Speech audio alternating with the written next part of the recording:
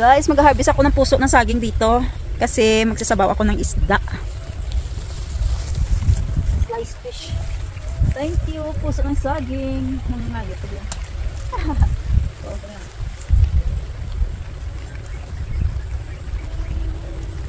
Yan. Alright.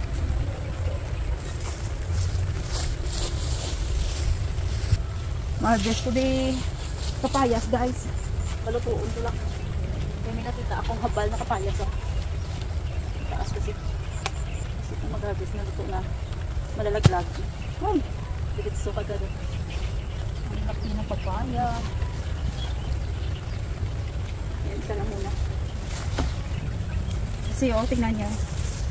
Yan. Mga 2 days maluto na ni guys. Alright. Nakuha ko din.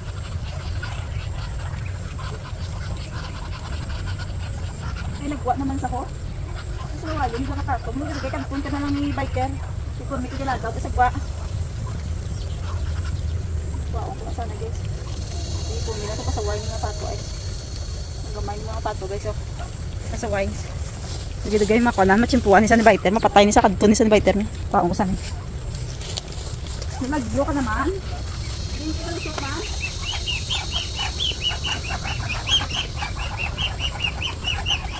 Tingin ka galusot? Tingin ka galusot? Tingin ka galusot? Tingin ka galusot? Isa na taan ko lang guys, nagkagakon. Yan, kukuha ako dito ng paitan. Kukuha ako ng paitan ha. Salamat. Ito yung mga paitan namin guys. Ang daming bunga ngayon. Namumula yung mga chili. Yung sili namumula lang. Sinabawang isda na may nasaging. So, ipiprito ko muna ito tapos lagyan ng puso mamaya. Okay, ipipritohin ko na ngayon. Yan, lagyan ko ng asin, paminta, tapos masarap, paminta, ulit-ulit guys, ulit-ulit. Yan, tapos ipiprito. Dito na guys.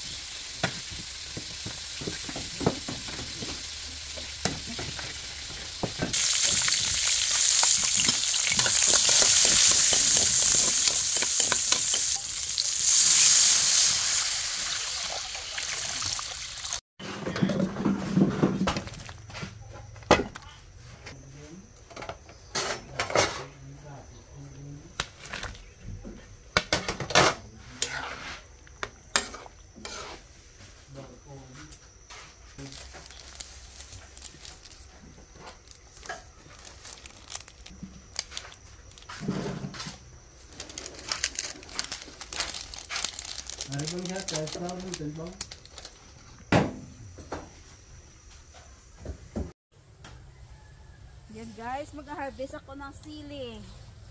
Talagang harvestin ko na to ngayon kasi ang ganda ng weather ngayon, hindi siya mainit. Yan, makulimlim. Very good yung weather ngayon guys.